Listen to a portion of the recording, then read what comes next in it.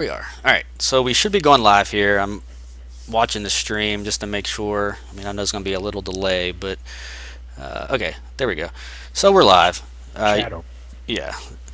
So, guys, welcome Trying to pull it up. to a new week for the HexTCG webcast. At least it says we're live here, but the video is still It's loading. lagging a little. Yeah, but I know that we are almost certainly live. Are we not live? Hold on a second. I'm opening it now, so I'll be able to see. Yeah, I'm flipping in as well. Yeah. Still staying offline. Let me reload.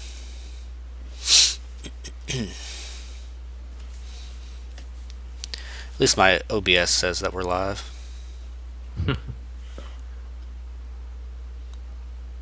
This it says Well, the loading. thing about OBS is it There never we go. gets updated, Okay, yeah. so it never screws up. We're live. I can see it now. So, all right, guys. Sorry about that little delay, but you have to ignore the banner here where it says episode 7. We're actually on episode like 8 or 9 now. I just couldn't get into Photoshop to change it quite yet, but I will change that at some point. But this is episode, I think, 8, maybe 9. Lost track. But today we are here with Charles as usual, and we are joined also by HexTCGPro member J Crawl down in the bottom right hand corner there, and this lovely, beautiful dog on our screen is Havoc. You may recognize the dog from his stream, so we are very lucky to have him here this evening.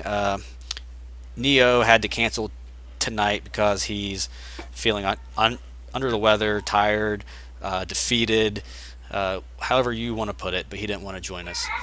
So we're stuck with Havoc. I guess we just have to bring him on. So yeah, there you go. So big news today. Several things have happened since we've last had the show. I think it's been a couple weeks now, but today, as well as last week, actually, there was a big patch. Last week we got tournaments, and this week we got a few stability fixes, as well as like 8 new cards, which I'm sure that we'll be talking about. But before we get into anything, I want to congratulate Havoc on his Tournament of Streamers success so far. He won his match today against Crone, who had beaten Neo. So congratulations, Havoc. You're in the finals now. So why don't you tell us about your matchup against Crone for those who didn't see it? How did that really play out for you? Let's see if I can remember. It was so long ago. Yeah, it was so long ago. Basically, in the first game, I don't think he did too much. Like mainly just removing my troops from the board. I think I did like a stone skin and protected one of my main troops, and I really can't remember too much of it. Yeah, so I think it got down to a point where I'm trying to think if it was like he got Uranaz out, and then I was basically forced to time ripple it. And then I think for some reason he decided not to play it again the next turn, even though he could. And he decided to murder one of my troops, which probably could have cost him the game right there. Because then when he did, then I was able to attack in with my Dreamer, and I drew a counter magic, which was just beautiful, because then I was able to counter the dragon when he went to replay it. And then from there, I think that was the first game. I could be wrong. Yeah. So for reference, Crone was playing Sapphire Blood Control, right? And you were playing Sapphire Diamond, like a mid-range tempo type deck? Yeah. Okay. Yeah, and then game 2, I think, was probably about much of the same. I think you played a Stone Skin at some point, didn't you, to kind of... Yeah, I countered a Persecute, and then he did a counter magic, and that bugged it out, so we had to restart. Right. And then basically in the third, the restarting of the game, I just did a few risky plays by putting, several troops on the board. Like I had a pretty early Cloud Knight, then followed by another one, and then he didn't have enough removal. Like he did a Mesmerize on a totem that I did turn 2, which I didn't care about. Like the totem was there just to make him use removal. And then I got the Cloud Knights out, and he didn't remove them, and I just was swinging in, did a Mastery of Time, got in some more damage, got him fairly low, and he was just basically at that point just hanging on for dear life, which he managed to do for several turns, like with life siphons and Yeah, well, that deck various does that. other things. He held on for quite a number of turns, and then eventually finally got through with the last bit of damage. Yeah. And yeah, I think actually, I got him to like 1 health, and then he was digging for the extinction, like with his secret lab, and then I eventually time rippled his lab, and then there was no way for him to replay the lab and then still try get an extinction. So then that was it. Yeah, well, that's awesome. You won 2-0, and you are on to the finals against the winner of Armies of Mordor, who has crushed almost everyone on this webcast right now, and either him or J. Crawl. So, J. Crawl, why don't you tell us about your matchup against Armies? How you think that's going to go? He's playing, what's he playing? Blue White, and you're playing Sapphire Blood. So, do you think that is a good matchup for you, or? Well, I played against Hacky round 1, and it was a very similar from the matches that I saw Armies play against you. It's a very similar type deck, just blue white kind of flyers with mid range. Right. Baneslayer Pony, Menacing Grox, Buccaneers. So I think it can go either way. If I had iffy hands against Hacky some of those games, because I am playing a 3-color resource base, but my second round when I played against Function, my hands were pretty sculpted, and if I draw well and get some decent spot removal early on, followed by a timely extinction, I think the games could go my way.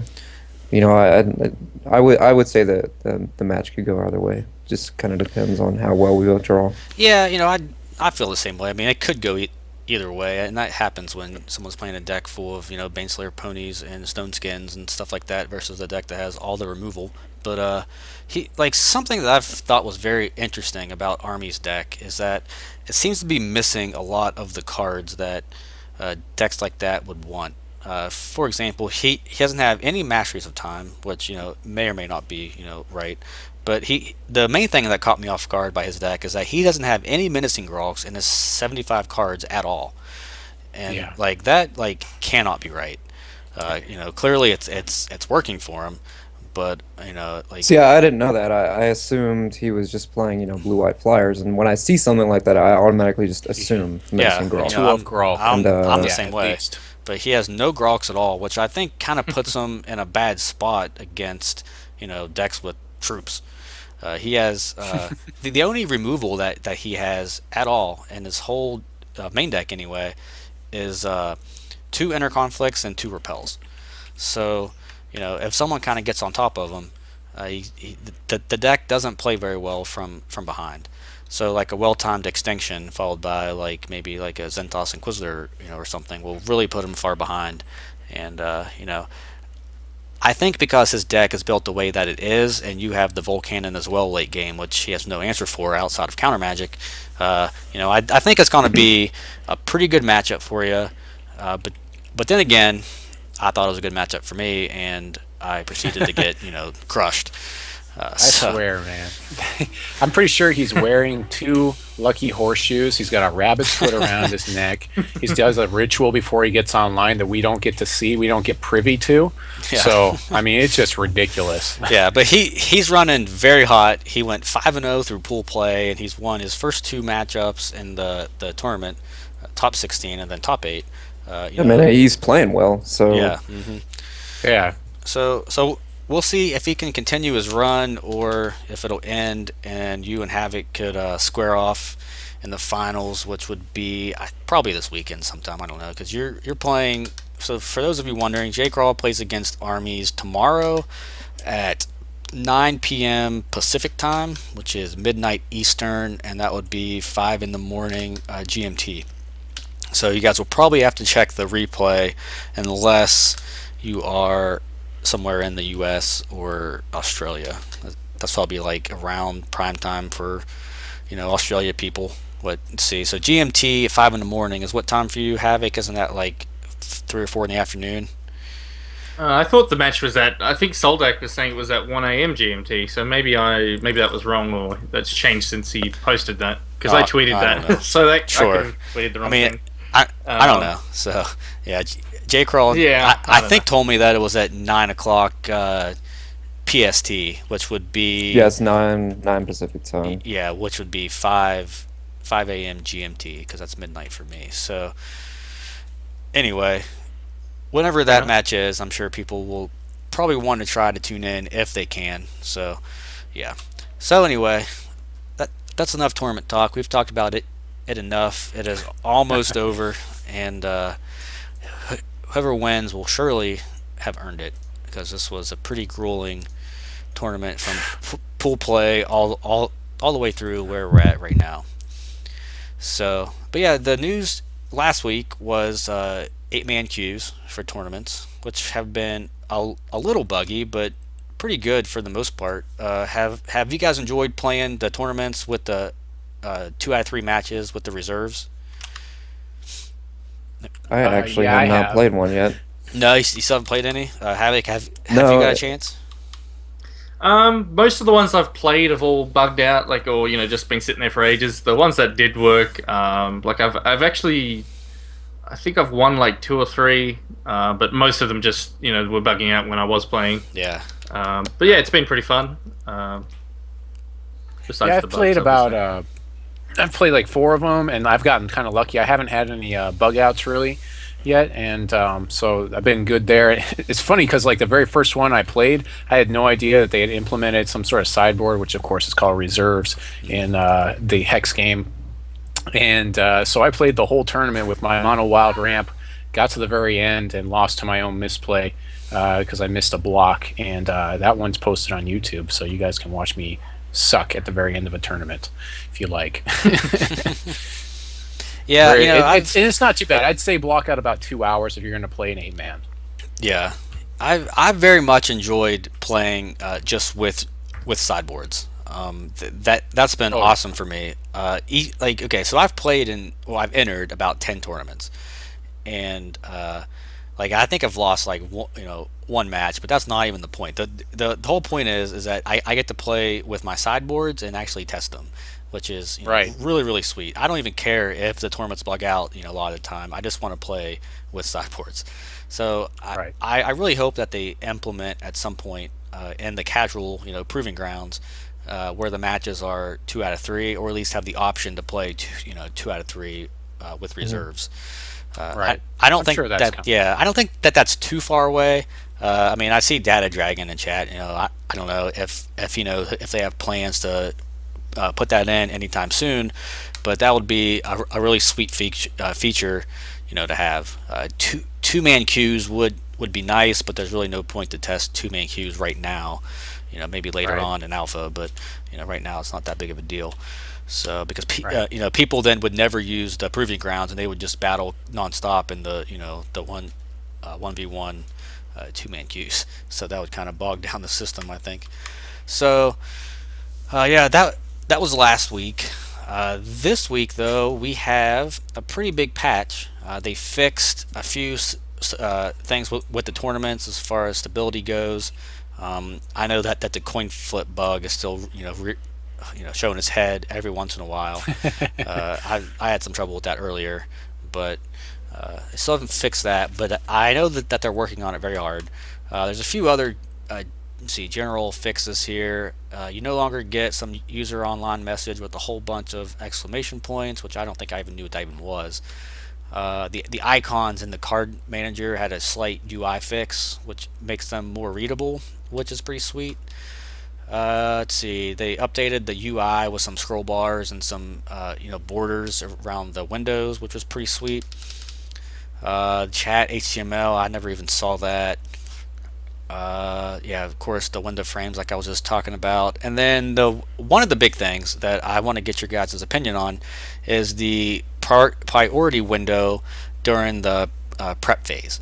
That is no longer in game.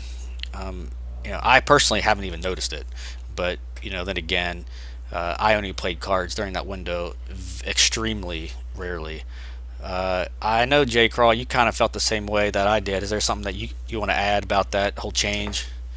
No, it's just right now. I don't think it's gonna really affect gameplay at all. And the only situation I think we talked a little bit about before we started was the only thing I can think of is if you want to play something during their prep step to try to like say bait out a counter magic, so they're using their resources during their turn, and that's it. Yeah. Like Yeah. if you don't want them to play a troop in their main phase, that's the only time I can think of something to where it actually matters. Because pretty much every other interaction I can think of, it doesn't matter if you do that during their prep phase or at the end of their first main phase. Yeah, it might matter. Like the only time I could ever think that it would matter that much is if your opponent is playing Sapphire and they have counter magics. But you know, Hmm. even still, that's just a slight change that people are going to have to get used to, and just play like around that. For example, one of my matches against Trunk in the last tournament of streamers came down to where I knew he had immortality, and I got him down to 2 life, and I had a burn in my hand. So I waited until his upkeep to actually burn him, and to make him use his resources on his upkeep instead of my turn or whenever. And with this new change, I wouldn't be able to do that. However, it's not that big of a change because instead of making him use his resources during his upkeep, maybe he'd tap out for something and I'd just kill him. So it's not really going to matter that much, I don't think. Havoc, do you have any other opinion about it? Yeah, I don't think it's going to matter too much. Maybe in the future, when more and more cards are added, there might be other interactions that people would like to do during the prep phase. Mm-hmm. But at the moment, I don't see it being a big deal, and it's similar to the stack changes. When they first change it, everyone's like, "Oh no," and then you try it, and it's like, "Oh, it's actually fine." Yeah. And I think that's pretty much going to be the same thing. Yeah, and I was talking to Neo about the stack change earlier, and he made a good point. Now there's a lot of cards that now use the stack, with triggers that target, which is really really cool, and I love it the way that it currently is. But if they're going to do that, I think they also need to add like a priority button for Giant Corpse Fly. Neo was saying earlier that it actually probably cost him his game against Crone when Crone played. Giant Corpse Fly, and Neo had one card in his hand, and it was Murder. He definitely would have lasted probably another turn at least, right? Because he was on 3 health. He would have been able to murder it in response to the Corpse Fly, like kill it when it hits the board. Yeah. So therefore, he wouldn't have went down to 2 health and died to the. Well, he should go down to 1 health and die to the charge bow. Yeah. Right. Right. So I think he should theoretically it should still work. Yeah. Yes, theoretically it should have worked, but I guess it's only when troops are targeted rather than players. Yeah. Exactly. I think Data Dragon has said during the game that they're aware of it, so they are going to do something. I'm sure they're going to have to do a pass on every card that could possibly have certain interactions, and they're going to say, oh, this needs to be on the stack, and so on and so forth. Well, I think some of the main culprits were Giant Corpse Fly, the Righteous Paladin, and Dormy is saying now in chat that also Wild Root Dancer, Castigator. well, Root Dancer now targets, so it has like a prio button, and you can finally respond to it. But, okay. Yeah, but Paladin and Corpse Fly are like some of the 2 main ones. Charles, is there anything you want to add about the prep phase thing? I'm not really for it. I mean, we talked about it right before the cast. The big one, it's not a card in this game, but it's Vendilion Click from Magic the Gathering. It's a 3/1 flyer fairy that when it comes into play, you basically look at your opponent's hand and you pull a card out of it and put it in there at the bottom of their deck. So a card like that, there's no space for us. I mean, it's just less effective. It's still effective, but it's mostly effective when I can play it in that prep phase before it is that they can play their sorcery spells or their basic action speed spells during that first main phase. And the reason why is because of priority. Because priority, the person whose turn it is has priority to do the first action. So if your action is to cast a spell, well, now you've gone from 7 cards down to 6, and now my card is less effective. Whereas if you had just drawn a card, now you went from 6 up to 7, and I have maximum effectiveness for that specific card. But that's a very, very small instance of one card being effective, which isn't in this game at all. All it does to me is really just kind of closes up some design space that could have been there otherwise. But again, this is a very different game. I mean, I'm even questioning sometimes, like, we've got spell shielded creatures which can't be countered right now, which seems really wrong. But I'm questioning whether it is that troops should be considered troops in all zones right now, or if they're spells, or if they're in all those other zones, and then they're only troops when they hit the board. I mean, there's a lot of different things that we can do differently in this game. Yeah, well, as far as we the need spell comprehensive shield, rules. yeah. As far as the spell shield goes with troops, they did say, I think might have been Will, or maybe even Shaggy or someone did say on the forums that is a bug. Like it shouldn't be like that, but that's just how it's coded and it's now. because it's looking at it as a troop in all zones, which it shouldn't be. So I mean, there's a lot of people on the forums. I hate talking about the forums because it just blows my mind what people say on there. But the rage. Yeah, one of the biggest complaints is that there's this small group of people who always want to say that this game isn't Magic, and guys, I mean, I know that Really? that this game is not Magic, but 98% of the rules, maybe even 100% of the rules, like, it's Magic. Like, the way that the stacks work, the way that the keywords work, like, it works exactly the same way as Magic, and I can think of, actually, I can't think of any example where anything varies from Magic unless it's just coded It's a resource properly. system. Yeah, well, yeah, I mean, like the gameplay itself, as far as the resource system and the whole like aspect of being online only, like, that's much different, and that's really cool. Like, I love this game, quite a bit, and I think it's different from Magic enough. But as far as like the core rules, as far as one resource per turn, how all the keywords work, how the stack works, how responding to things work, like, it's Magic. And you could argue that all you want. You can keep telling me that it's not Magic, but it is. And you can't give me an example where it's not. Other than the whole online only cards, Wow. like sabotage and permanent buffs and debuffs and things like that. Escalation. Yeah, sure. I mean, there's plenty of really cool new mechanics that only work in an online game, which is why I love this game. But the people who are arguing about the rules, how Spell Shield might work and how it should work, like, I'm sorry, but they're wrong, and they're going to find out that they're wrong, very, very quickly here. But I kind of got off topic there on that little rant. Yeah. But Yeah, you got on your soapbox there. sure, it's really frustrating to read what these people, like, how they think the rules should be. Like, the Spell Shield thing was, like, especially the worst. There's like 10 people who are just like, well, I think that Spell Shield's working as intended. It's like what? But it could Yeah. be. That's we just need those comprehensive rules because Yeah. there's no place you Well, can look that actually gives you a I proper think- definition of spell shield. Right. I think it's highly Like, when unlikely I- they're going to deviate on core things like that. Yeah. Because obviously everything is inspired by Magic, and they're not going to deviate too much because I mean it's a proven format and proven rules, and yeah, there's no need to. Yeah, and Will did say Right. that they are working on comp rules. They have other things that they have to work out, but I expect them at some point. But for now, I think it's safe to assume that everything works the way that that does in Magic. So people who have like a Magic background could figure out how certain interactions probably work.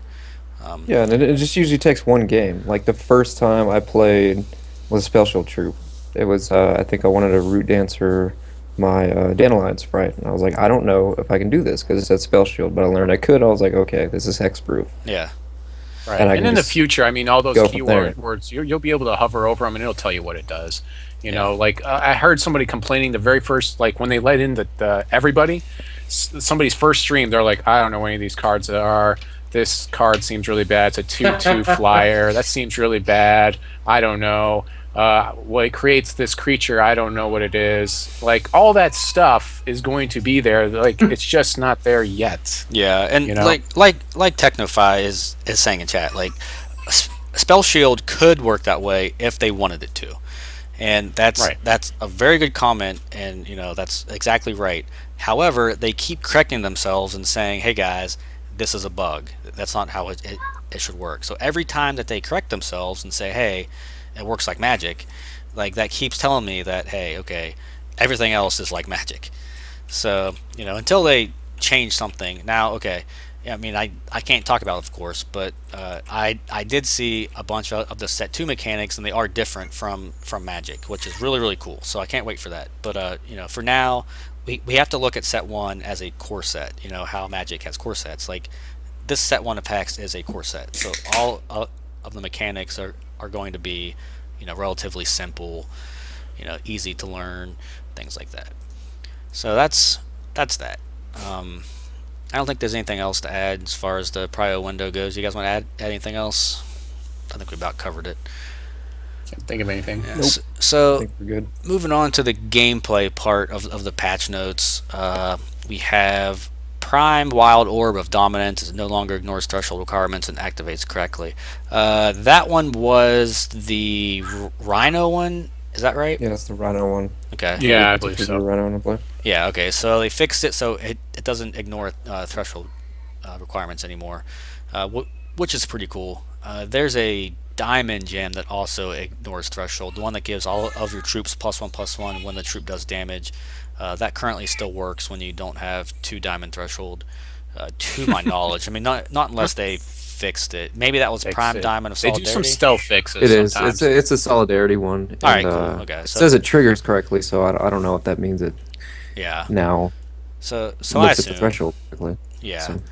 So, Prime Blood Orb of Brutality. That was the name for the discard gem, but now they changed it to the way that it used to be, which was when this troop deals damage, you could bring it, like, you can raise that something, right? Like from your graveyard to your hand. Isn't that how it works now? yeah, Yeah. it's Call of the Grave. When It's you Call of deal the Grave damage one. to an opposing champion. Yeah. So, That's awesome. well, it's okay. Like, in my opinion, I don't think it's that great, but there's probably some Yeah. uses for it. It's another gem I'll It's throw good, on but I thought Eldritch the- Streamer. I thought the discard You gem know? was too good.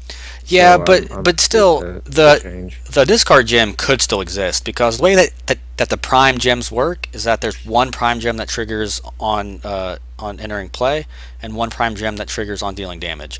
So they actually still haven't released the blood gem that triggers on interplay. That's true. There's So- only 2 blood gems right now. Yeah. 2 sapphire. So I mean, Yeah. Yeah, I just the just wanna talk about discard gem could still exist. quick side note with this, like we've seen a lot of gems that are going on troops, but there's so much more design space that's open. I mean, we could see gems go on spell cards in the future and a lot of other things. Sure. And I mean, again, I really feel like it's opened up to we'll see more gems in the future than just these 20.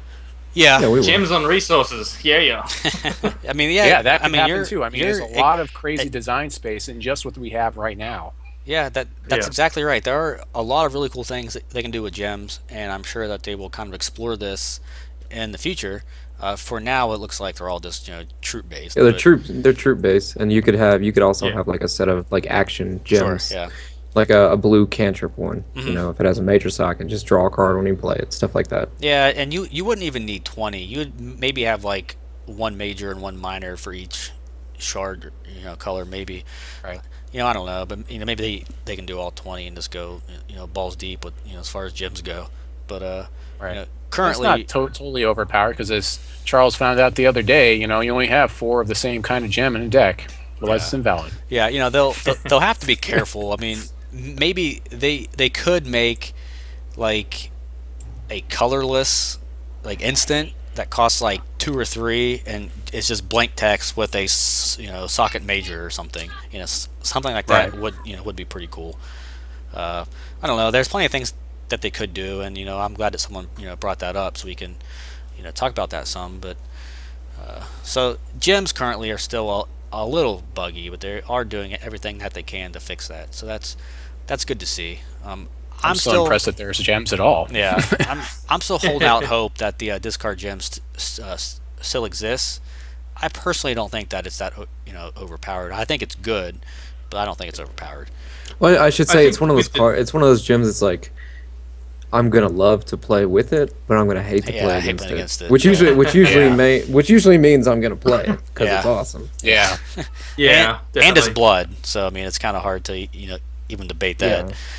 So I think what they should do with it is make it so you don't choose the card that you discard, because that is pretty strong. Getting to see, like, if you're using it on Inquisitor, you get to see 3, and then you pick whichever one you want. mhm. That may be a bit too strong. Yeah. So let's see, where else? Where are we at in the patch notes? Okay, so Prime Gem of Brutality. When Mancubus steals a card, it no longer incorrectly steals cards created by that card. I didn't bend. I haven't actually even all played with the Mancubus all the before. children. So if you stole for some reason, Zoltag, you'd steal all his children. Huh. All That's the little 2/1s. That's very interesting. I hadn't actually seen that happen. A Sliver of the Immortal Spear now correctly requires 5 of them to activate. I know that was a problem when Alpha first started. I didn't realize that wasn't, was actually never fixed.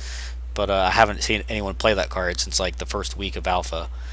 I wonder if they fixed that Remember when now just Havoc because played people it. were abusing it in the tournaments. Yeah, I mean that could be possible. I didn't actually play against anyone who did that sort of thing to me in a tournament, but I wouldn't put it past someone to do that just to win, their Right. alpha tournament. So, Yeah. researcher adept no longer goes on the chain when there's no artifact in play. Sure, that's fine. That's whatever. Research That just cleans it up. librarian now correctly exhausts when it uses this ability. I didn't know that it didn't. Like I was just playing this I card did. last night, and it was tapping. So I mean, Yeah, me too. Oh, well, before the, it uh, actually it kept the old the way it worked before, where you could do it at only basic speed on your turn, whereas Yeah, but it's the supposed text to was work changed. at Yeah. quick action speed on your opponent's turn and exhaust to play it. Right. That's Yeah. how it's supposed to work. That's the way it reads now. It used to work that way, yeah, I but mean they never that's, updated the text. That's how it was working, last night for me. I didn't have any problem at all with any bugs with it. The only bug that I encountered with it, which might still be a bug, is you could actually use it the turn that it comes into play. I found that out on accident that's a last bug. night. Like I went to like right click on it, and I left clicked on it instead, and I was like, screw it, I'll try it, I'll try it, and it just worked. I'm like, okay, that's kind Right. of bugged. So It's like Vitae is the same way. Vitae is supposed to be basic action, and you can use it at any at time. the same time, yeah. Yeah, I So- learned that. I honestly did not know that it was basic action Well, when it used to I not originally be. built my deck. It used I don't to see why be it too. couldn't be You could use it quick instant action. speed. Really Yeah. should. So It should. like I think when it cost 1 and 1 to sacrifice, it was instant Yeah, speed. then it has to be basic. But Yeah. 1-2, no problems. So Especially for the control player. well, anyway, I mean it was a change that probably had to be made, but whatever. But here we are now with the new cards. There's 1, 2, 3, 4. There's 8 new cards. In my opinion, just looking at the list here, like 6 out of the 8 probably are playable. Someone could argue that they're all playable, but in my opinion, like I think only 5 or 6 of them will actually see like legit tournament play. Starting with the first one is Crown of the Primals. Let me check. Let's see, Hex.tcg browser. I don't know if the TCG browser have put the new cards in yet. So it's caught up. Yeah, if they So have. open up the game client. Oh yeah, okay. So they're caught up. So let me add a screen capture. Monitor capture. Yeah, a lot of good cards came out today. It's pretty awesome. Yeah. Yeah, Okay, there was some, First thing I did was I just happy slotted about that cards GM there. right in there. He's 5 costs now, which is pretty awesome. so Awesome. So the first card you guys see there is Crown of the Primals. This is, I think, my favorite card that was put out in this patch. I think there's a lot of really cool things that you can do with this card. For those of you who were watching me stream before the show went live, you'll notice that I played against like 3 people who were playing Crown of the Primal decks. I played against J-Crawl, then I played against Nero, actually before J-Crawl. Then I played against one other guy who was doing Crown with the double damage guy, Craze Swordsman or whatever his name is. Yeah. Which is Might as well be crazy swordsman. yeah, which is a pretty cool combo. Daring swordsman. Daring Swordsman. Yeah, I have to admit that it's a pretty cool combo, but I don't think that 10 damage. yeah, but you're kind of going all in on a 2/2, which has no evasion. So I mean, I don't know, but it's something. Personally, I think that Crown of the Primals is very good against a control deck. If you can make it so that your opponent can't kill your troop in response, you're going to have a very, very large threat, for them to deal with. It's also good with Zentos Inquisitor as well as a few other cards, but I'll let you guys give your opinions about it. Charles, what do you think about the crown? Think it's solid I think or it's like equipment for this game. It's really really neat to me because like it's basically you're going to throw the crown on your guy, and then he's going to get all this cool stuff. And then when your opponent kills him, you play another guy, and it reverts the constant because he got killed. So you can one shot it again, but you can only do it once. So that's really really neat to me. 5 is a little bit prohibitive, but for the amount of different things that you're getting with it, it's pretty freaking amazing. I mean, I'd love to throw that on any big fatty and some sort of ruby. Wild deck. That's probably where I would like to play something like this personally. Mm-hmm. Yeah, Havoc, what do you think? I think it's very good. Yeah, I've tried it out already, mainly in just mono ruby. But yeah, I think it would work really nicely in a blood ruby deck with the Inquisitor, especially now that you've got that. What's the gem that they've just put in, the one where you're getting the troops back from your grave? Because you could previously have buffed the troop with the one shot ability. Get it back out later, and it's still got all those nice effects, speed, and all that sort of stuff. So you just got that really good combo with the Inquisitor and just that. Yeah. J-Crawl, what do you think? Do you like the crown? Yeah, I mean, I like the crown. The first deck that I thought of was actually one that I played against you, was just a blood ruby deck. That kind of, I just thought of Shin Hair when I thought of the crown. I think the reason why it costs 5 expensive is because they have to take limited into consideration when they're making these cards, and you can't have a card that powerful and that good if you say it costs 3, because I think that would just be one thing that the offensive ability of this card is obviously amazing, but if it's a really good defensive card too, especially if you have a sacrifice outlet. Like I use the Shin Hair that lets you sack a troop and it becomes +4/+4. Well, you can use the crown on defense, which is really relevant in my opinion, because even if you have a 2 or 3 power creature or troop out there, you can just give it Swift Strike, and it's really kind of like pseudo removal. I guess is the best way to say it. Yeah. And yeah, you could do it, and it's only costs 1. That's amazing.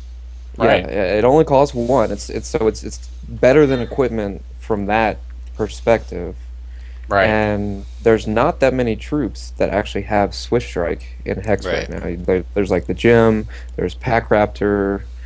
I'm trying to just think of other ones off the top of my head, but there's really not that many. Yeah, so there's a few diamond troops that have the Witch. Yeah, Witch, relevant. Sure. Yeah, Witch is another one. Yeah, then there's like a 3-cost 2/2 diamond like Fox Archer troop that's like not played, but it has, not playable. The not playable 3 for a 2/2. Yeah, I mean like the coolest thing that I saw someone do with Crown actually is when I was playing against you. You had out Wretched Brood, and like you also had some sack outlets.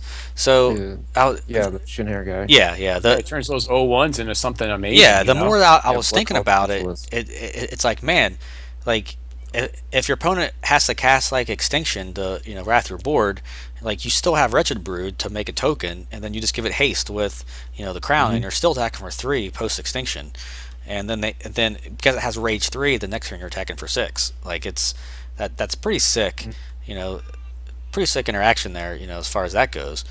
And I kind of wanted to start my own version of that deck and see what I can come up with. But the more that I think about it, it would just look, more or less like yours, except I would probably play, more Bolt Paw Wizards. I'd probably play 2 or 3 Bolt Paw Wizards. Yeah, I added 3 to the list after you suggested, just because of synergy with Mancubus. Yeah. And there's a lot of cards that just, of course, gain a buff with that crown that we're just gonna see just randomly, or we can think of them, like the Inquisitor with the Ruby Gem, because the Inquisitor does not get reverted when it's put back in your hand.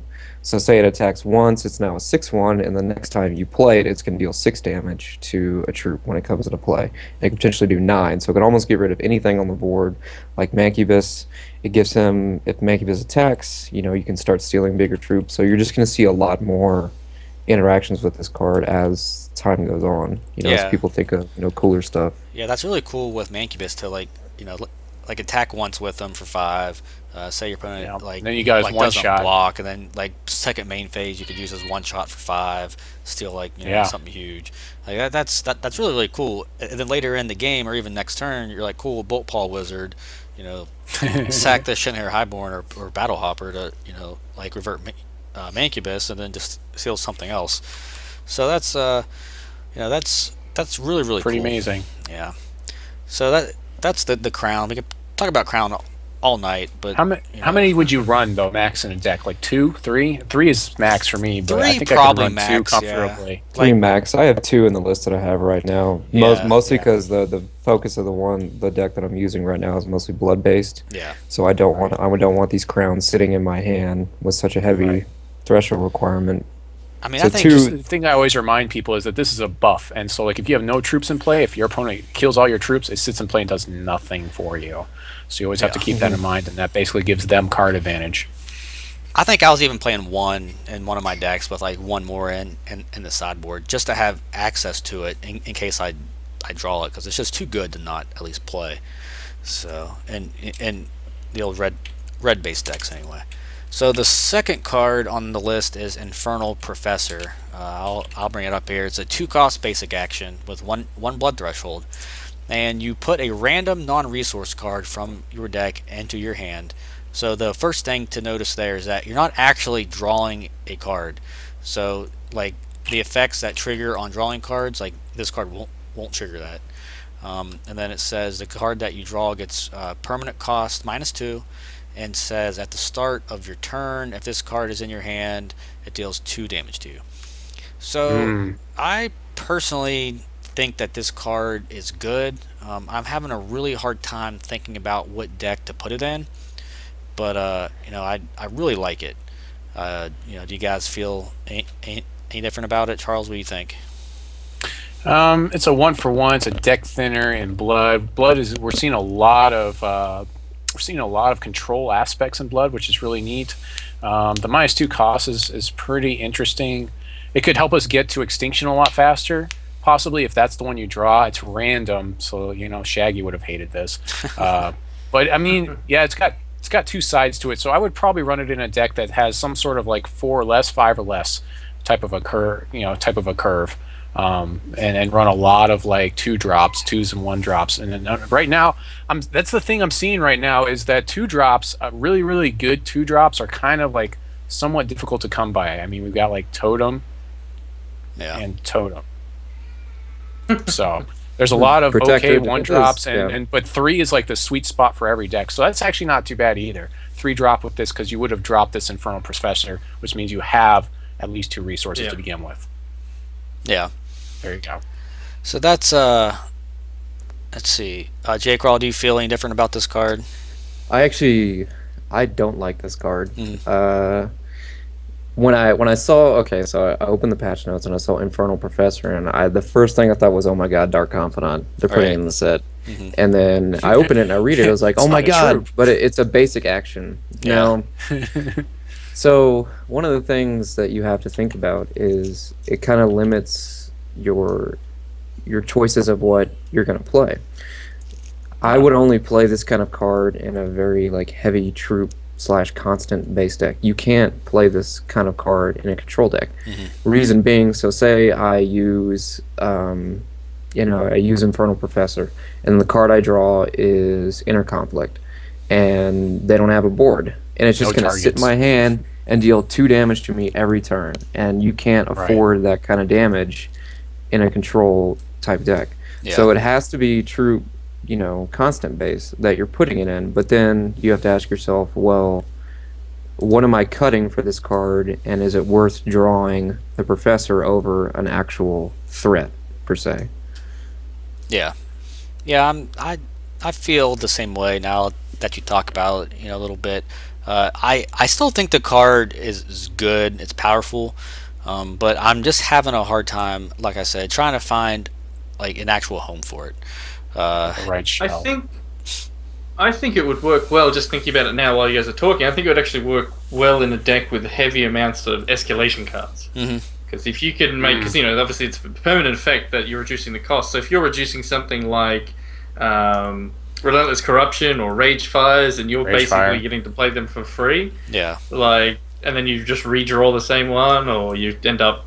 I mean, obviously that you'd have to run like, a decent amount of escalation cards, as I said, and then just hope to get that card.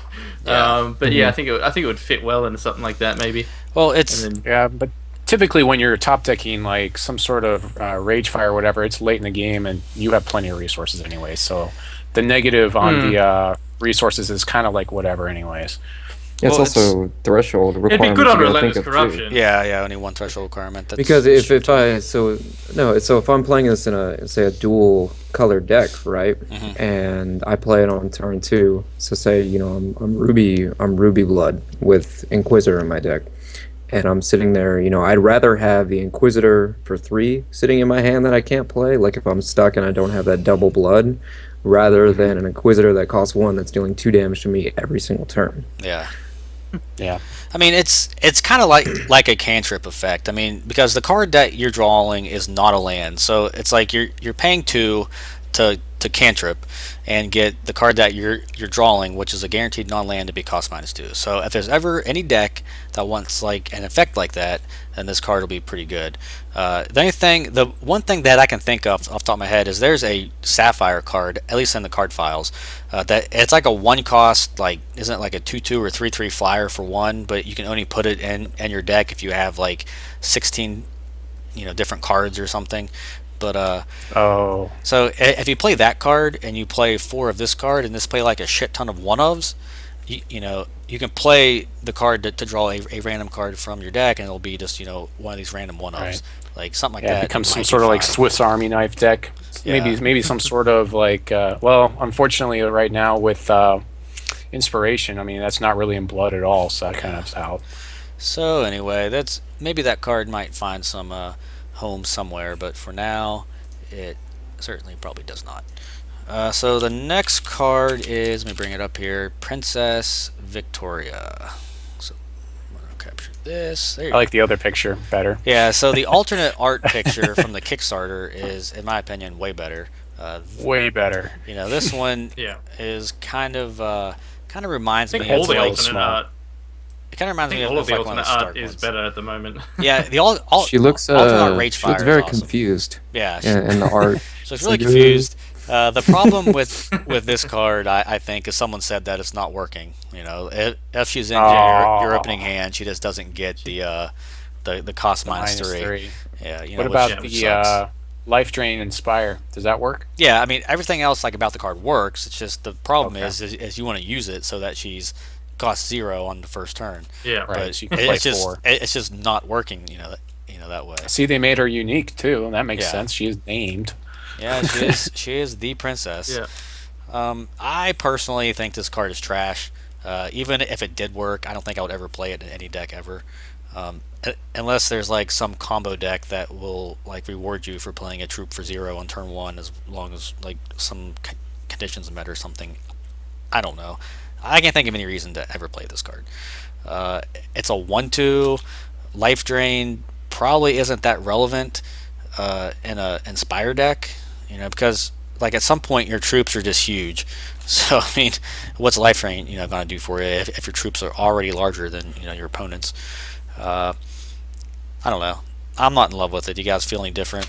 Charles, do you think this card's any? I would try it out, and I don't have high hopes for it, but I would still try it out in the Inspiration deck, especially since I found out that they stealth fixed Bloodstain of the Fallen, which was like a really, really big deal, and so I'm still looking cool. forward to trying to make that deck work. In fact, I heard that some people even might have played it in the tournament, some sort of Inspiration deck, or some people are saying they're getting beat by Inspiration or something, so like that excites me. However, looking at Inspiration still, it's like one of these things where I need to have a good shard base to make it work, and then which we really don't have, and I'm not sure that I want to be in Ruby, but I kind of have to be in Ruby, and of course you have to be in Diamond. So, although Yeah. I did see the new Sapphire troop, and that kind of has me excited. We'll talk about him in Yeah. a couple minutes. J. Crawl, what do you think? Do you think this card's any good? I do think this card is good. I think Life Drain is one of the. I think Life Link is underrated in Magic, and I think Life Drain isn't played or may not see as much focus as it should in Hex because it breaks your troop matchups. One thing I really want to see is if I play Princess Victoria and drop a Legionnaire of Gawain, and if I wipe their board and gain 20 life. Yeah, that's true. Like if that works, that's absurd. Yeah. So I was maybe thinking, is the card main deckable? No, but I think if you're facing a faster matchup or kind of those mid range matchups, I think I would bring in 4 Lady Victoria almost every time. Yeah. Well, you got to think about it. If it's in your opening hand, its cost is -3, which means that it inspires every troop that drops Inspires after everything. Yeah. Yeah. So it's not exactly a troop so much as it is some sort of an effect. It's basically give everything life drain from now on unless this troop dies. Yeah. It's not sort of like the getting 1/2. a It's not really a trait 1/2 that you're gonna attack with a lot of times. Yeah. Yeah. Yeah, I gotta have it. Quote. I think it could work well with, if you've got a troop heavy deck, maybe you say like Pact of Pain, this with lots of troops, and then Pact of Pain, like you're just drawing all the cards. I think that could be nice. I mean, obviously this needs to be tested, but I mean that way you don't have to run Those other little shin hair bunnies. They all got life drain, even though they're 0-1s. Jeez. Yeah, like one of the biggest problems that I have with Princess Victoria is that she costs 3. Like if she cost like 2, I'd probably like it more. But the fact that it costs 3, it'll only inspire a few troops in your deck if you have to cast her. Like you basically need to get it in your opening hand. If you don't, it's shit. Yeah, which okay, so it's another problem with Inspire. So if J. Crawl's saying that it's a sideboard card, which I mean I agree, Life Drain is pretty good in like a mirror match, but you have to play 4 of them in your sideboard for sure because you have to have it in your opening hand, and if you don't, Exactly. you have to just hard cast it for 3, and it's only going to inspire. We have to think it's going to inspire Protectorate, Clergyman, it's going to inspire Sword Trainer, Legionnaire. If you play it. Yeah, and Well, don't just think of your only inspired troops. Like there's still other troops that it would be great just to buff. In my opinion. It'll inspire. You could just throw it in a mid range. Yeah, you could just throw it in a mid range deck. yeah, like a wild diamond You can deck inspire maybe you can Inquisitors inspire. and stuff. Sure. Done. Yeah, and inspiring Inquisitor seems pretty sweet, especially if it works with the Ruby random damage gem. Like if you can kill something and damage, gain gain 3 3. life, that's Yeah, I thought about that, but 3 colors is so iffy. well, most of the time I see people playing like black white, but then they'll play like one Ruby shard and 4 shards of fate. I mean, I still think that that's kind of iffy, but like it has been working for people, so maybe that's fine. That's something that is probably worth testing anyway to see if it works. But that If you don't get her in your interaction opening hand, you basically need to Infernal Professor her to try and get that cost down. yeah, that or play Secret Laboratory and be able to discard her. So Yeah, pretty much. so anyway, that's Princess Victoria. The next card is Rocket Ranger. This is a guy that I'm actually pretty excited about. Like I feel like, awesome. huh? What? He's awesome. Oh, right, yeah. I feel like that Mono Ruby Dwarves were already like borderline playable. There's some really cool card interactions there, and now that we have Rocket Ranger, I think that there's a Mono Ruby Dwarf deck that is actually there. I built one and started testing it, and I think that it's close to being good. It might still need something to push it over. Maybe I don't have the right build of it quite yet. I'm still altering cards, quite a bit. Absurd. But it's very, very good. Like at the worst, it's going to be a 3-cost 2/2 with flight. Flight. Yeah, like that's what it's going to be at its absolute worst, because you're going to have 2 artifacts if you're playing it. Like Right. at all. At Most stuff. its best, it's going to attack and lava axe your opponent. Like that's pretty amazing to be able to attack and be like, all right, deal 4 to you, and then take 4 more for being a 4/4 flight troop. So Like some sort of ball lightning. +2. Yeah, in the exactly. air. Like I love Flying this ball guy. lightning. And I think he's also very good with Crown, but like I can say that about like any troop. Like I mean, Charge Bot's awesome with like Crown of the Primals, but so like OP Charge Bot. yeah, OP Charge Bot. But I love this card. I would like to see a few more cheap artifacts that are actually relevant. Bottled Vitae is good, of course. I don't want to have to play cards like Dwarven Turbine to make this guy super good. But even if you play like Charge Bot and like Malfunctioning Warbot, and then play Rocket Ranger, he's going to be a 2/2 fight. You guys think any different? Throw the dwarf in there. He's kind of expensive. The one that puts in 2 robots or whatever, but he's kind of expensive. Yeah. Havoc, what do you think? Do you like this guy? Yeah, I like it. I think I'm probably going to try it out in a Ruby Sapphire like dwarf, artifacts. And that way you still got card draw and the other good quality dwarfs that Sapphire have.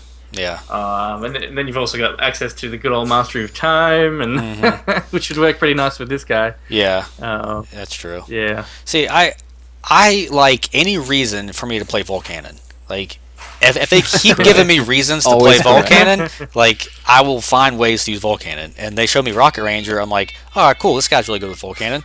So, like, I just, built a deck, and I play tested it, and realized how powerful the deck actually is, even though it's, like, 4 or 5 cards off still from being, like, tier 1-ish, tier 2. So... To answer the chat, the effects would be retroactive. So if you play him in turn 3 and you've got nothing and you add more, then he will. Yeah. It's retroactive. So it's as you gain this stuff, he gains these abilities. Yeah, it says while this happens, so it's a It's a static ability. Yeah, static ability. Right. So like say on turn 3 you only have like 1 or 2 artifacts out. Like turn 4 you're like, oh, here's 2 more artifacts. Now he's a 4/4 flight.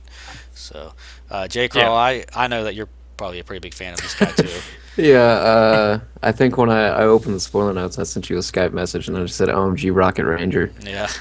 I love this card. I think one thing you have to ask yourself when you build with this card is, of course, you want to hit that third ability, but you have to build your deck in a certain way, which, is limiting. I was only thinking mono Ruby. Yeah, or you have to just only play a Rocket Ranger, and then you could add the blue. Yeah. But I would really only want to stick to 12 colored cards and probably 20 to 24 artifacts just to make sure that Rocket Ranger he's getting at least the +2/+2 part. Yeah, when I was building the Rocket Ranger deck, I found out that like there's not a lot of cheap artifacts that I'm like, oh sweet, let's play this artifact. But on the bright side, this guy works very well with Scrap Welder.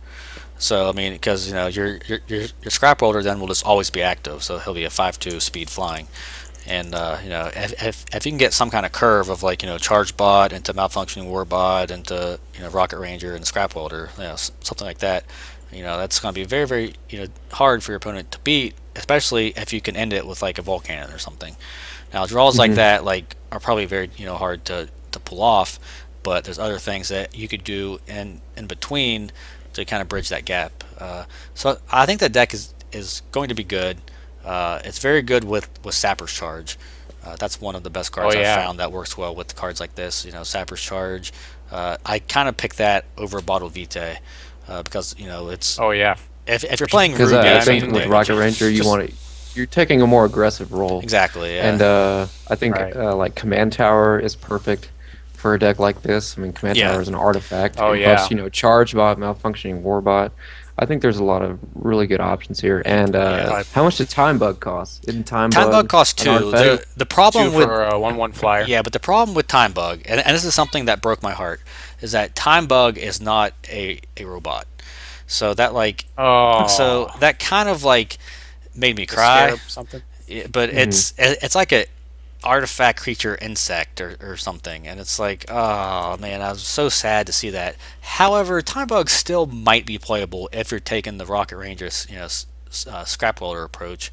You just miss out on Volcanon. Right, sure, but in the card files it's not a robot. I hope they change it, I really hope they do, but I just don't see it coming.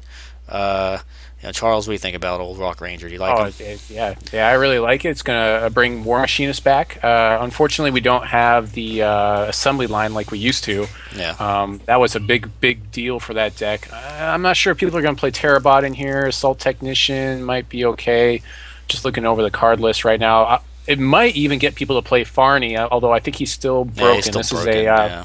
yeah, he's a champion that says 2 Ruby Threshold, 5 charges, deal damage to target troop equal to the highest cost amongst artifacts you control. Yeah. If you got Terabot, if it's going by basic cost, then that's pretty awesome. But, Terabot's costs, it updates dynamically, like based on what you have out. Right. I did notice that because that's one thing I was thinking about.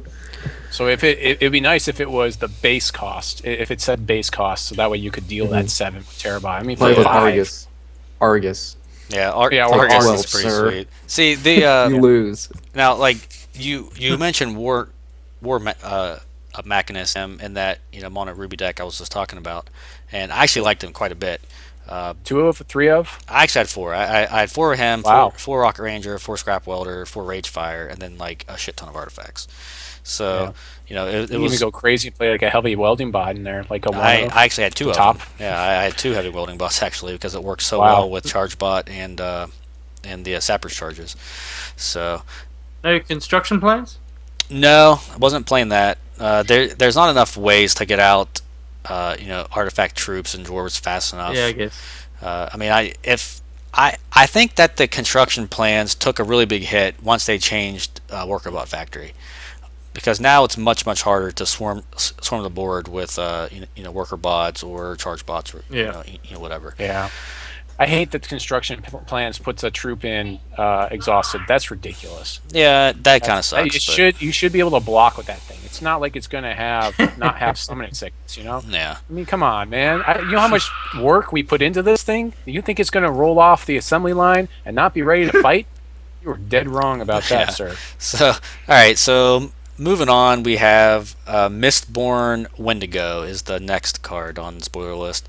I don't have anything good to say about this card, so I'm not really going to talk much about it. It is talkable minor, which is kind of cool, but I can't think of anything to do with them other than like maybe give them flight and have a 1/5 blocker and a 5/1 on offense. But like I'm having a hard time figuring this guy out. You guys have anything to add to him? It's a limited card because Yeah, it's uncommon. Because Yeah, you don't want limited. this. You don't want people with 4 or 5 of these in a draft deck. But this is Yeah. just a limited card. Yeah, to me. and I think good it's one, very good, and but not and- constructive. Yeah, exactly. That's my thoughts exactly. I couldn't have put it any better. Havoc, is there anything you want to add about this guy? I totally agree. Yeah. It's just nothing special, really. Yeah, pretty much added them for the whole draft Yeah, experience, exactly. which is perfectly fine. Like cards like this need to to exist. They need to So- exist because they make other things more valuable. Yeah, Yeah, I mean, he kind of reminds me of a long time ago. There was like whatever it was, crab something or other was untargetable 1/4, and you could when you land dropped, you could switch his power and toughness. So it was nice because like for control, you could hold on to your board state with them and block with them for a while, and then if you took control of your board state or if it was open, you could go offensive with it. But I don't know if there's. I mean, I guess you could do the same thing with this guy if you went into wild. You can make him untargetable. But he's not great for 5. I mean, that thing cost 3 back then, and it was a 1/4. So, I'm not seeing it really. So, the next card after that is Cerulean Grand Strategist. This is the first of, I think, 3 of the Sapphire and Spire troops. The other 2 are, of course, Cerulean Mirror Knight, and then the last one is, I think, Cerulean, like, Mesmerist or some random name. But, this is another card that, first of all, I can't believe this guy is actually rare. I don't think he's like stellar. I think he would have been fine as uncommon for drafting purposes. But having it as a rare, probably not going to be that happy to ever open him in a pack. But he's okay. But it seems like all the Sapphire cards in set 1 are kind of aggressive. You're talking like Eldritch Dreamer, Thunderbird. These cards are all like very aggressively costed, and so I don't know if you want to keep them back on defense to tap things. I think that this card would be much better if they didn't have to tap to use the effect. Like for example, Magic, it might say something like, you know, this card would say tap some other troop to do this effect. So you could use it to turn that the troop comes into play. But in this game, like nothing like that, really like exists yet. So you kind of have to wait a whole turn to even tap something. So I don't know. I mean, Charles, I know that you like this card. Is there a reason why you're? Oh yeah. Well, kinda it just keen on makes me lean more into going into Diamond and Sapphire for my Inspire deck that I want so badly to work. And I'll try to be honest with myself. And right now, Inspire's still not looking the greatest. But when you play this guy in turn one, I mean, you could maybe go into Wild with some bunnies or something, and now create a bunch of bunnies, and you can exhaust all your opponent's stuff. I mean, that's kind of neat. It's kind of cute. Probably not that competitive. But it is nice because it helps you hold on to your board state, and you could tap down Fist with it, and that's kind of important. That's relevant. But yeah, I do like this guy. He's a nice one drop. I needed good one drops. He's playable. Yeah. J. Crawl, what do you think? Do you like this guy? Not really, because I think the card would be like 100 times better if it said exhaust target troop with cost less than or equal to Yeah. this troop's cost. It says less than. It doesn't say less than or equal to, I see which that. is really Yeah, well, important. that doesn't make him as good. So, like, if you want to like put them in a token deck, like yes, your battle hoppers will get inspired because Yeah, they cost that won't 1, work. don't they? But that doesn't work. They won't tap anything. Yeah. And since it's power less than the troop's power, Bad that means idea, I'm just guys. gonna Don't attack do them. that. That just means I'm gonna attack them anyway because they can't kill my stuff. Yeah. Pretty So much. why would I exhaust my own troops to just tap theirs down when I can just attack Right. anyway and maybe like force a bad block? Yeah, that's pretty much how I feel. Like I know that Jews and Jedi will say in the chat that it's kind of like opposition, and like it's like not even close. And the reason is because opposition is once it's in play, you could play any troop and tap it that turn to tap something, which is what I was saying. If strategists worked like that, like you play a troop and you could tap it that turn, like it would probably be playable.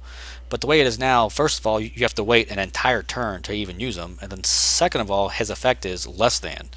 So it's just like kind of like a whole double whammy there, and it's just nah. Yeah, like detain would be a much better ability on this guy. Like if it came into play, Right. just tap something and it came into play. Yeah, like And it that would did be not fine. Yeah, Havoc, what do you think? Yeah, pretty much the same as what you guys are saying. It's like the fact that it's less than, it just makes it kind of useless. Yeah, it kind of blows my mind. Like I just want the Inspire card draw one because anyone who watches my stream knows how much I love card draw. So Yeah. Yeah.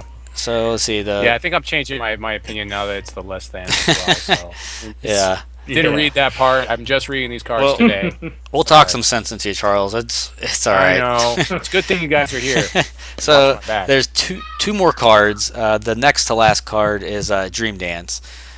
Dream Dance is a card that I thought was just kind of average, and then Havoc was telling me some situations where you wouldn't really want it when you only have like 1 or 2 cards in your hand. So that kind of made this card for me go from kind of average to just downright like unplayable. There might be some situations where this card could combo and do some cool things, but like I don't know, I don't really see it. It kind of works somewhat well with Spirit Dance, and the fact that like all of your cards become like really cheap cantrips, or not cantrips, but like filters. So turning your troops into merfolk looters for a turn, like I'm not too high on it, but Merfolk leaders that die when they come into play, yeah. So or that die when they hit your hand. And you yeah, discard them. yeah. I don't know. Maybe this card's okay. J. Crawl, what do you think? You like this card? It's okay. Like it's one of those cards to where you really have to build your deck around it.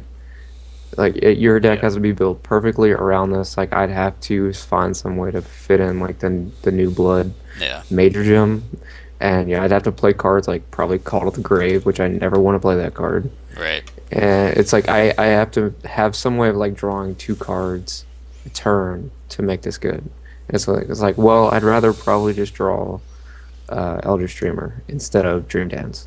You have to build around it, and it doesn't threaten anything when you play it. So, I'm kind of indifferent towards it. I think it's cool, but I don't see myself. Yeah, I playing mean, this like, card. I could only see this card being played in a Spirit Dance deck. I mean, it's kind of ironic that they're both named, Dance. I mean, maybe that's Dance. how it was intended. Dancing in the dark. But and that's 2 buffs. yeah, That's a lot And for it- like one deck. it's good if you're trying to spam the board with like Pack Raptors or like Ancestral Specters or something like that. But like Charles, you mentioned in your article, last week that playing Spectre or the Chosen plus Pack Raptor in your deck is kind of counterintuitive. So maybe you don't Yeah. even want to be doing something Right. like that. But I mean, I don't know. Havoc, do you think any different, or is it about the same as you told me earlier? Yeah, pretty much. I just think the negative factor that, if you've got one card in hand and it's a troop that has this effect, then you're just like, well, shit. Yeah. Yeah, you just Yeah, can't and really do anything. It probably stacks. I mean, someone's asking in chat, if they think that it might stack, and like the effect probably does stack. If you play 2, Doesn't make it you better. probably draw 2 and discard 2, but you're still not netting any cards. That doesn't make it better. Yeah, I mean, Yeah, like, and it doesn't. Unless you can play your stuff at instant speed, and which there aren't any quick action speed troops yet. So yeah, I mean, and Dormy's saying too, like, it might be okay in like some sort of weird mill deck if you have like a ton of troops for some reason with like Twisted Fate, just to keep Yeah, you have out to have a way of really utilizing your graveyard. Like, Yeah. this card's cool with Resurrection, but Resurrection costs 9. It's stuff like that. You really have to Yeah. just completely build your deck. Yeah. Probably tweak it so How much often to is it where the gonna deck happen? it's yeah, how you have to tweak your deck so much that Yeah. is your deck even good at that point? Like, that's the question you're gonna ask yourself. Yeah, so now you're playing some deck that's trying to make Spirit Dance, which is a card that's probably not very good, good. So it's, I don't know, it's probably not worth it, but we'll see. Maybe in the future. Yeah, maybe in the future. So yeah, we'll see. the last card is something that's got people pretty excited. I know for me, it's probably my second favorite card out of this batch, and that is Jadim, the old wild dragon. So for those of you who kind of joined Hex late, at Gen Con, one of the prizes for the Gen Con League this year, back in August, was packs of sleeves that have this art on it. So if you like this art, you might want to try to look to find these sleeves promo codes somewhere, because I think the art's awesome. But as far as the actual card goes, I think that the card is very, very good. They buffed it. It used to be, I think, a 6-cost 6/4, if I'm not mistaken, with 2 wild threshold, and the new version is a Yeah, it used to be 5-cost 6. triple. Yeah. So in fact, I think the old one might have even been a 4/4. Now that I think about it. It was a 4/4. Yeah. So now it's a 5-cost 5/5 with triple wild, and this card I think is pretty good. In fact, I didn't really think about it at first, but this card is actually absurd with Mastery of Time, as I found out when I was streaming earlier. Some Now yeah, I take another turn. yeah, some guy played this on Taking me, another turn and then and it's buffs like, him. cool, Mastery of Time, attack you for 10, take another turn, attack you for 10. And it's like, Bam. all right, cool. So that's kind of cool. Now the thresholds Yeah. might be kind of tough, but if you can pull it off, that's a pretty sweet trick. What do you think, J. Crawl? Do you think this card's going to see a lot of play? Card's obviously awesome. Yeah, Now, like, I rarely play mono wild decks. It's just not my style. But when I'm building them, like at the top of the curve, you have Honeycap, Fist of Brigadon. yeah, Battle Beetle. But like that, Battle yeah, Beetle. Battle Beetle. But like at the 5 slot, like say I wanted 2 or 3 of a 5-drop, you Yeah, won't there's really already- only have yeah. Amber Shot, Instigator, Yeah. and like this card immediately replaces that. I was just like, cool, so I play a Jadim, and then I can drop a Wild Root Dancer, and then buff him, and now they're taking 10. The card's obviously extremely good. Yeah. Yeah, it's absurd. I immediately slotted him in and swapped around 2 cards in my deck, and unfortunately I didn't draw him. I played 3 games, hoped to draw him, didn't draw him. I actually went back to my deck to make sure I had saved it properly because I was so excited about playing him. He is removable by a murder, I mean, but I mean, there's a couple of things that deal with him. He's targetable, but other than that, there's really not that much more of a downside to him. He also No, takes I mean- care of a lot of those pesky flyers that you have to Yeah. worry about as a wild Well- player. I mean, he basically blocks all of them. let's take a second here and give Jadim the proper respect that she deserves. It's actually a female dragon. Ooh. As it says in the PvE equipment over here, while Jadim has 10 or more, she has Crush. So that kind of changes my opinion about the card. I don't like it as much now, but I'd probably still try it in a few different decks. I had an idea for like a mono wild deck that, kind of ramped like every other wild deck, and then played Battle Beetle with the pump gem to try to one shot the opponent, with Jadim by giving it like basically what plus 12 plus 10 I guess it would be. So you can make it a 17-15 by just playing Battle Beetle. So I mean that's pretty cool how things like that. Argus. Yeah, Argus. Arcus. Yeah, it also synergizes very well with Wild Aura. It makes it a 11-11 with Crush. Just by playing Wild Aura, which is pretty awesome. Ridiculous. So there's some really cool things that you could do. I feel like if you play a deck that kind of revolves around Jadim, that you might want to be playing either Sapphire or Diamond to place like Stone Skin or Eldritch Shield to kind of protect it, or even Counter Magic. This card is also pretty good with Counter Magic.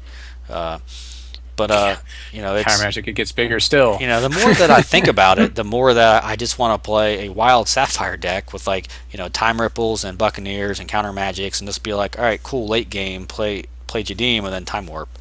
Like I don't see how your opponent can actually this ever is beat that. Kind of like that finisher that I love.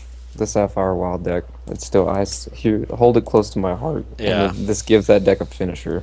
Like I think the card's fantastic.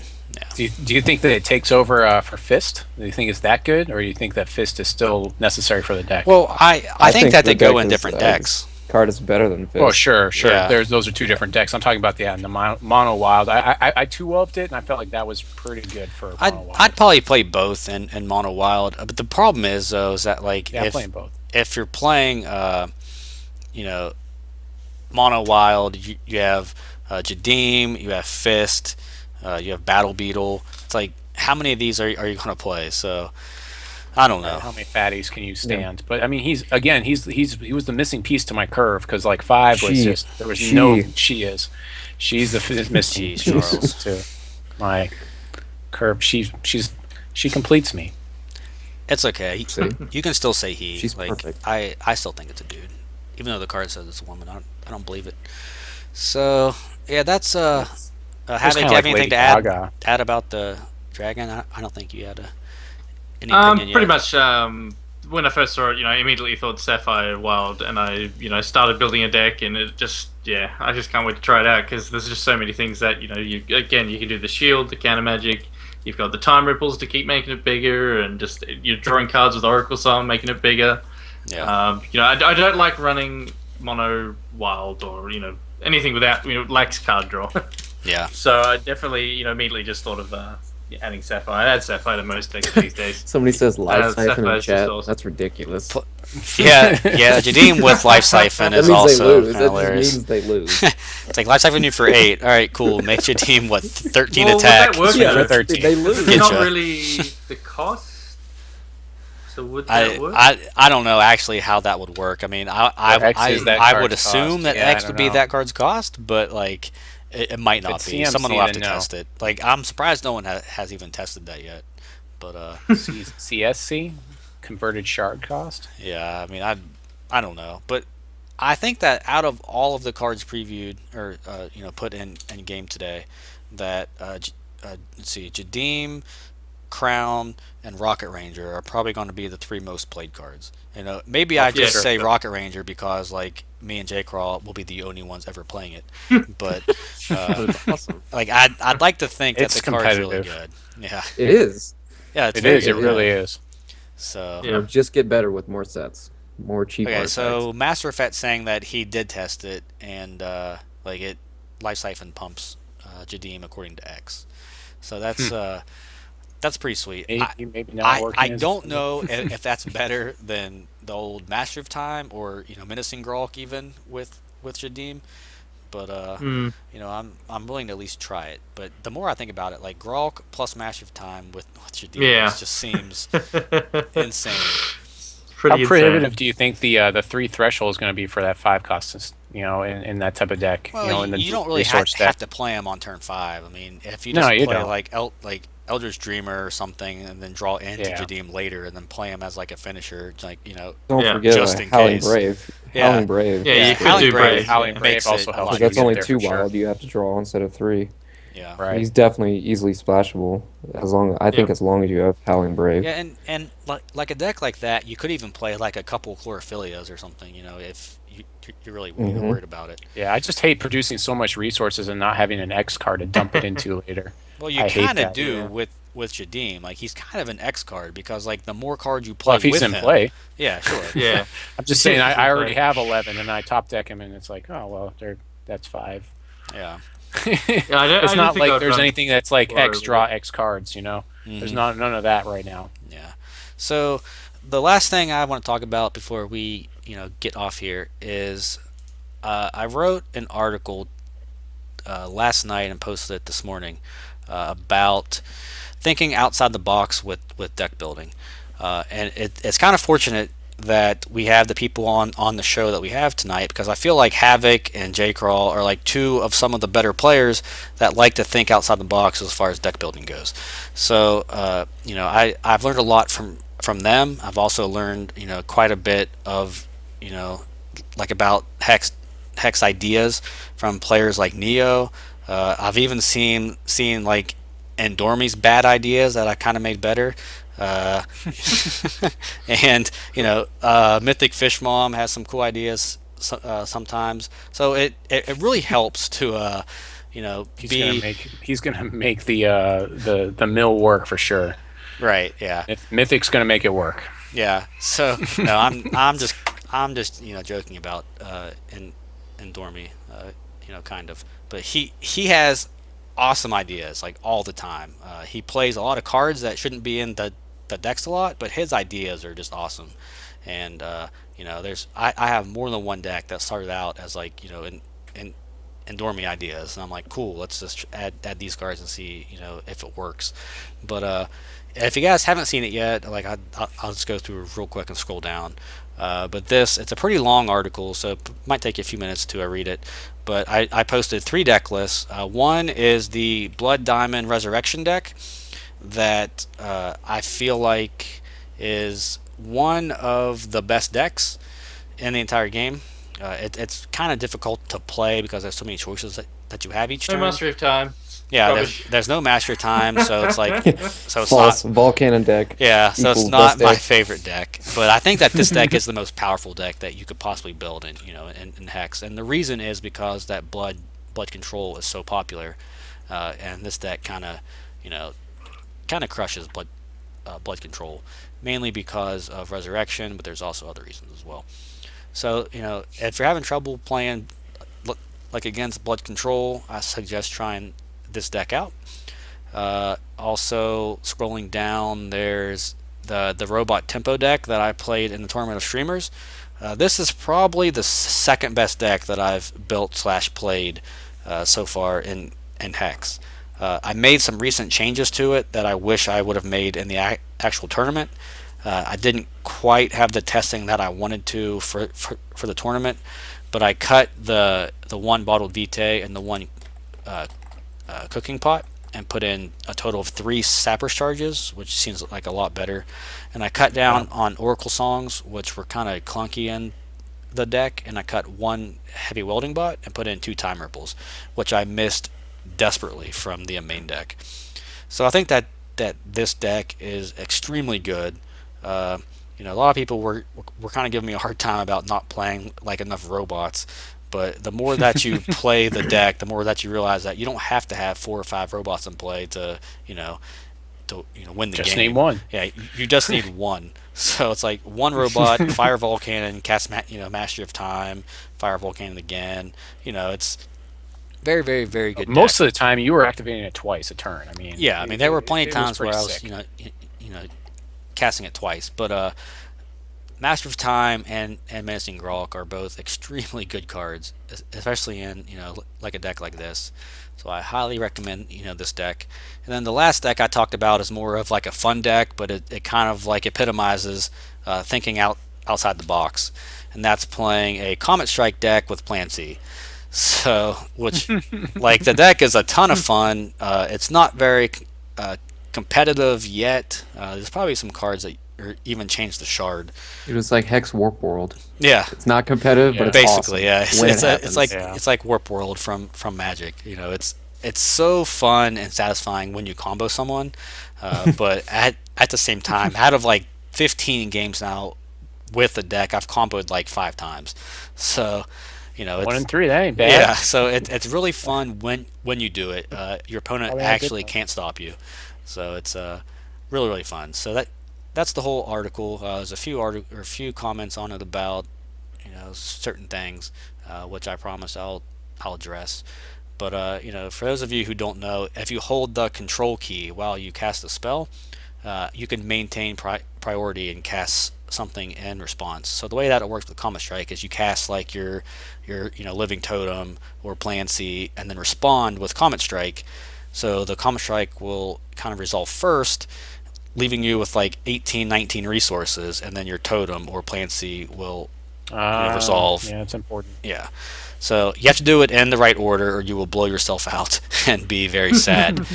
So let's see. That's So you can float resources, so that's really important. it's not floating resources. Floating, it's more like it's kind of a virtual. It's float. like for example, on Magic Online, if you hold the control key and cast a spell, you maintain priority. So like you can respond to your own spell. So that's how you had to use cards like Twin Cast and Fork on Magic Online. Is you cast a spell, hold control, and then copy it with Twin Cast. If you don't do that, your spell will just resolve and you can't copy it. So Hex is kind of the same way. I don't know if it's like kind of like a universal like among all card games, but if you hold control and cast something, you'll maintain priority and you can respond to your own spell before your opponent can. So that's something that you have to kind of understand how that works.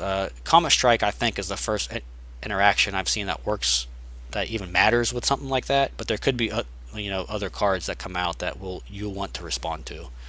So Yeah, just to be clear, you play the Plan C holding control. Yeah, and yeah, you Comet Strike in you response. play You don't Plan C Comet Strike first. first. That's bad. yeah.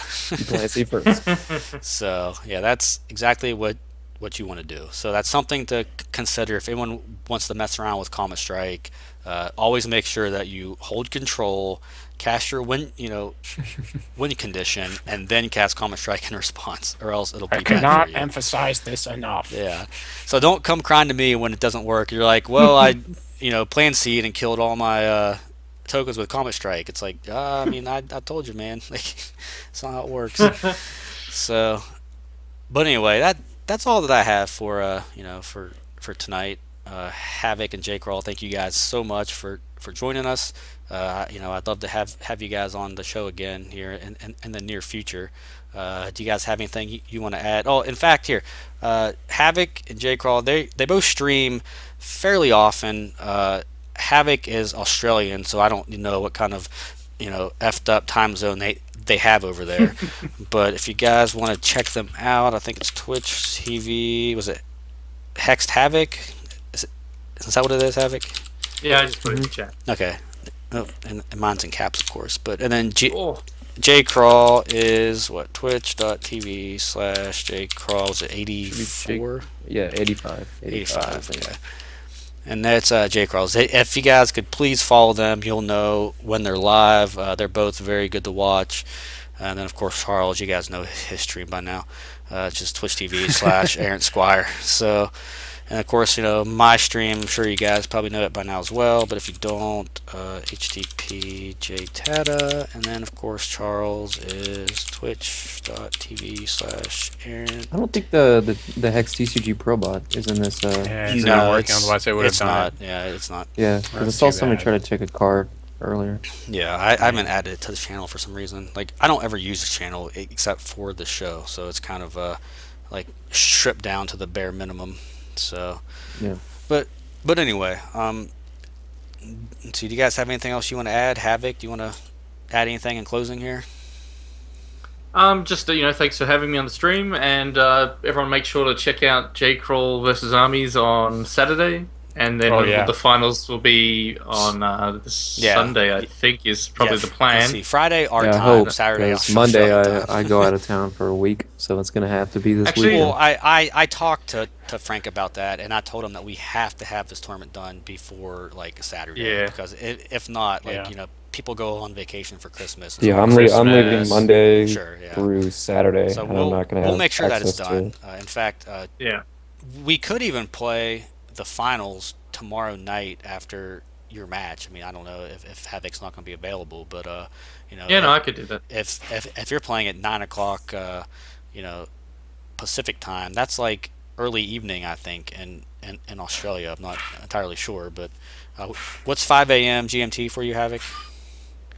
5 a.m. GMT would be around 4:30 p.m. So that would around 4-ish p.m. or something. So yeah, that'd be that'll fine. probably work out. Crawl is like available, or if Armies is available right after that match, they can just play again for the finals. Yeah. So, but anyway, so you guys will certainly want to tune in tomorrow night at 9 PST, and if you can catch that, then you can catch the match right after that, hopefully, which will be the finals. If not, the finals will probably just be Saturday at some point. But J. Crawl, do you want to add anything in closing here? I mean, my match is tomorrow at 9 p.m. Pacific time. Playing Armies. It'll be fun. Hopefully, I do well. Armies has historically crushed all HexTCGPro members. He has, yeah. I hope to give him a run for his money. He's actually 3-0 versus HexTCGPro in this tournament, which is yeah. He's the only person that beat me in pool play. And somehow beat me he handily. crashed the client when we were playing. It was ridiculous. Yeah. Okay, I did that to myself. Yeah, that was your fault that you lost that game one. But yeah. So anyway, I think that I'm actually picking J. Crawl to win the whole tournament, but that's not because I feel like I have to. I just think that he has the best deck. But we'll see how it works out. I'm very excited to watch the finals if it is Havoc versus J. Crawl. I'm not too excited to watch it if it's Armies against Havoc, and that has nothing to do with either player. It has everything to do with the decks being played. I'm not too interested to see a blue-white versus blue-white finals, but mirror match. No. Yeah, it's like last tournament of streamers was also a mirror match. It was a mono ruby mirror match, and this time it could be a sapphire diamond mirror match. Right. I don't think Sapphire Diamond is the best deck, but it has been performing very well in this tournament. So it's nice that we locked all our just decks. synergistic. I think that's very important for the tournament. Yeah, it's a very very powerful deck that synergizes very well. So that's why it's doing well. Like I think that it is a tier 1 deck. I just don't think that it's the best deck. But any tier 1 deck can win on any given day. So I'm trying to find my deck list because I posted on the forums, and I'd like to link it before. Yeah. That's cool. Charles, do you want to add anything while he's looking? So typically on Fridays, I do a Deck Doctor show at 8 o'clock Central, which is, I believe that's 9 o'clock. So that would interfere with the game tomorrow. So I have decided just now, after I found out this information, that I will cancel my show tomorrow. So that way you guys can make sure that there will be no distractions. Go over, check out the match, see the end of the tournament of streamers, and I'll see you probably after New Year's with my show. You can go ahead and send me deck lists anyways, and I have a queue right now. I have 2 deck lists in my queue. You can send them to me through my profile through Twitch TV. You can message them to me on my Twitter. You can message me through YouTube. You can send me things on Google+. I mean, there's so many options out there available. Go ahead and send me some deck lists, and I will get to them. The queue is not huge yet. Yeah. So yeah, guys, J. Crawl linked his deck list in chat there. So if you guys want to see what he's playing in his match against Armies, there's the deck list. I would recommend checking out because I think the deck is really really good and really innovative as far as Volcanic goes. So Yeah, yeah, I'm gonna write about it more. yeah, John knows I love Volcanon. I think it's just been underplayed this whole time the I alphas have agree. been Yeah, out. Like I think it's in the demo deck, but nobody plays Volcanon. So I'll talk about that deck. Why I added Volcanon to my control deck, and then talk about some of the decks that me and John have been playing around with. But it's a very kind of grindy control deck, but it's kind of the one. It's the type of deck that I wanted to bring to the tournament, and it's kind of been paying off. So I encourage people to try it. yeah. So yeah, so that that's all we have, guys. Thank you all so much for tuning in every week. I promise that this week I did not screw up the local broadcasting or anything. It will be going on YouTube as soon as the show's done. I will not make that mistake again. Last week was my first time kind of running it myself. Shaggy did all of that for me, so. I don't think that we'll have a show next week or the week after because of Christmas and for New Year's. The Thursday after next is January 2nd, and we can probably do a show then. But next week, people traveling on vacation here and there. Shaggy is actually going to be in town. We're from and live in the same town, so when he's visiting next week, Ooh, special guest. yeah, we might do like a little two-man show for like half hour or 45 minutes to like answer questions and stuff. But it won't be anything big, because of the Christmas holidays. But yeah, we'll see what he wants to do. I know that he wants to talk to you guys and tell you, what's going on with, R&D and Hex and what he can, actually talk about. So that's Is he going to be setting up a stream? Do we know for Cryptozoic, where he'll actually stream from? maybe. From the job. I have no idea what their plans are. I mean, I talk to him daily still, but like, I don't ask him about work stuff that much. We just talk about I think Right. one of the things life he stuff. put in his update is he'll want to play, Yeah, maybe for an hour or so, and I'm sure that'll include streaming at some point. I Yeah. think a He cool should thing they sneak could in do is like some. if he has access to cards that say some people don't, like say it's like set two cards and stuff like that, and he can put them in his deck and stream and kind of give like these hidden spoilers, things like that. Yeah. But I would expect him to stream. I'm sure that he'll talk to Will and Corey to figure out like what he can say and what he can't say. I think it's a great idea for him to be on this show as well as other people's broadcasts and podcasts and Right. stuff, just to talk about hey guys, here's what's going on, to be a part of the whole process, to keep people involved. I think that's great for the game. It's a great way to actually promote the game, and I hope that they let him talk at least about some stuff that we don't actually know about. So we'll see. Like I said, he'll be in town next week. I'm sure that we'll have dinner and stuff, and if he wants to come on the show, for like a quick like half hour Q&A, or even like some sort of AMA deal, we'll be able to talk about Hex with you guys. So until next week, maybe, but definitely the week after, probably. Thanks for tuning in. Keep checking the website daily. For the last 2 weeks, we posted an article every single day. There's been content like for like 15 days in a row. There's been an article. So check back daily. Next week for Christmas, I can't promise that there'll be content every day. Our regular authors have other things going on, so maybe not next week. But please keep checking the website, keep supporting us, keep following us, and thank you guys so much for tuning in. You guys have a good night. See you guys.